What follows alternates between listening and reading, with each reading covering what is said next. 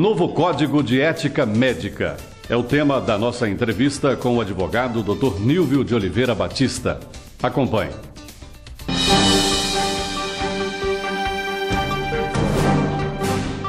Está em vigor o novo Código de Ética Médica e, para maiores esclarecimentos, nós vamos conversar com o Dr. Nílvio de Oliveira Batista, advogado conceituado em Araguari, em toda a região. Dr. Nílvio, seja bem-vindo ao nosso programa. Uma satisfação muito grande, Gerson, estar aqui no seu programa para falar com os telespectadores do Canal 15. Doutor, esse novo Código de Ética Médica, o senhor acha que ele é uma atualização, um avanço tanto para a classe médica como também para os pacientes? Ô Gerson, toda tentativa de avanço sempre deverá ser bem recebida. Então, o Código de Ética Médica datava de 1988. Sim. Evidentemente, os reclamos sociais, a tecnologia, os avanços, tudo isso vai exigindo uma nova adaptação.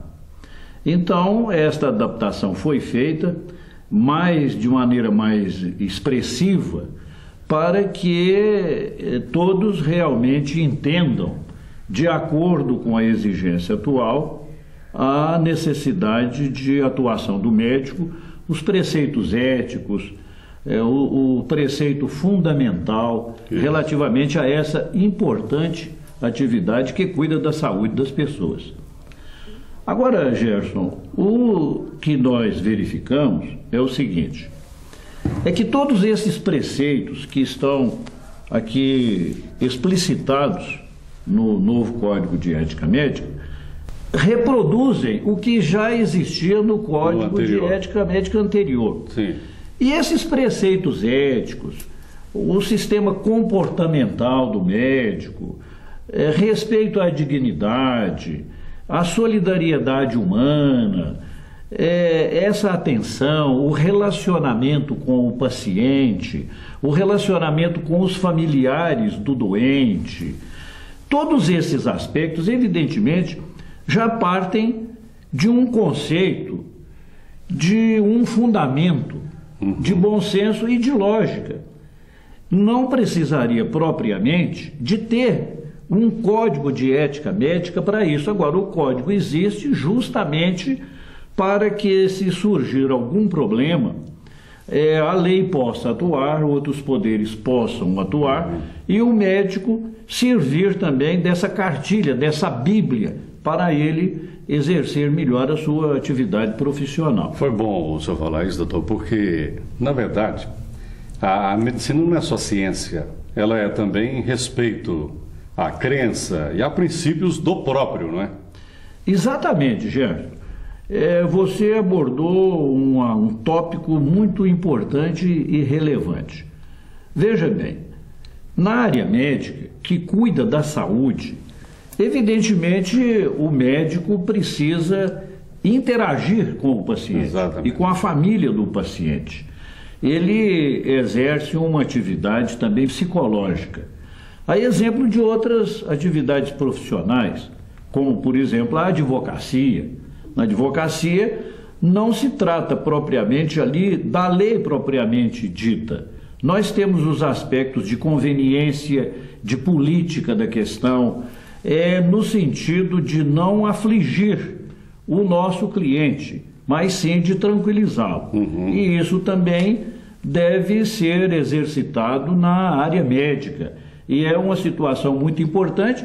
E o lado emocional, a situação psicológica, todos estes aspectos psíquicos influenciam inclusive no tratamento e na cura do paciente. Doutor, e como é que fica essa questão do descaso, da falta de atendimento, da omissão médica, enfim, da falta de atenção dos governos com a área de saúde? O senhor acha que com esse novo código a coisa pode melhorar? É um aspecto também fundamental. Nós precisamos partir da teoria à prática, já. Sim. Então não basta a existência de lei, de código de ética médica, se nós não tivermos as condições também para os médicos propiciarem esse atendimento. Correto. Veja bem, esses pilares da vida humana, como educação, saúde, segurança pública, saneamento básico, urbanização, moradia, todos esses aspectos, na verdade, são problemas crônicos. Não é de hoje que se ouve falar em descaso dos governantes relativamente ao problema da saúde.